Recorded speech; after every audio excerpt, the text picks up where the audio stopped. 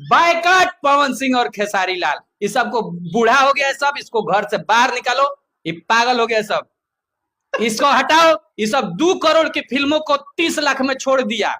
ये सारे बूढ़े हो गए हैं। ये लड़कियों के साथ सिर्फ डंड लचका सकते हैं और इनके साथ रहने वाले लोग लड़कियों का शोषण ही करते हैं। देखिएगा रोज कोई ना कोई न्यूज आता है, कोई ना कोई पर FIR होता है। अंबानी के शादी में गइल, ओकरा अलावा एगो फोटो बताइए जो अंबानी के बेटा के संगे अंबानी के नौकर के संगे कोनो फोटो ये लोग के होखे।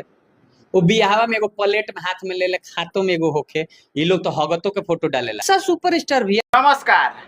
कुत्ता के पूंछ में कितनो तेल लगइबो उ सीधा ना होई। हम बात करतनी VIP विजेंदर के। भोजपुरी में जब ई तनिया सा इनकर मार्केट डाउन होई, व्यूअर्स तनिया सा कम होई हैं, तो ई तनिया सा भोजपुरी में भूचाल ले आदी हन। जैसे कि अबे एगो बात बोल देले बड़े कि पवन सिंह खेसारी का दन के बूढ़ा गइल बालो, आपन स्वर के बाल नइखन देखत कि झड़ के चंडूल हो गए। आ दोसरा के बारे में ई बोलता रे कि कादन बूढ़ा गइल बालो, लड़की के संग यासी करे लालो और दुकान। अब बताओ, पवन सिंह खेसारी इनकरा संगे जवान भइल बालो, तब वो लोग के ई बूढ़ कहता रे और या शिवाज कहता रे।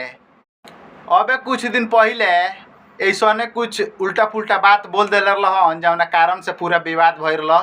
पूरा लोग इनकरा के अंत संत बोलल ह।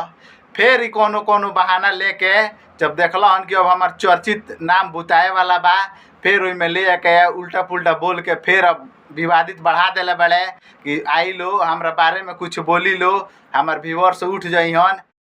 चलिए आगे के और लेटेस्ट वीडियो जाने खतरा RST ब्लॉग के सब्सक्राइब करी। चैनल पर नया बनी तो चैनल के सब्सक्राइब करी, शेयर करी और कमेंट करी। अब बताई बाकी मिलत तनी अगला वीडियो खातिर। तब तक खातिर नमस्कार।